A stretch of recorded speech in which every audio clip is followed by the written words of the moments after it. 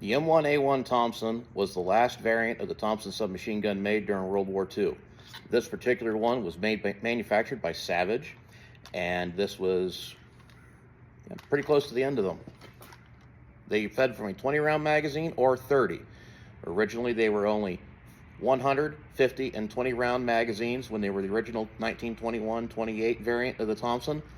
Later, when the M1s were developed, they went to a 30-round magazine, but all magazines, the box-type magazines, will interchange.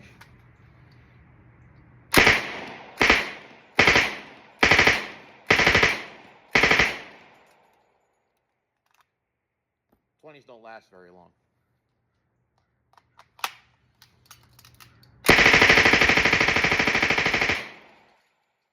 Neither do the 30s when you shoot them like that.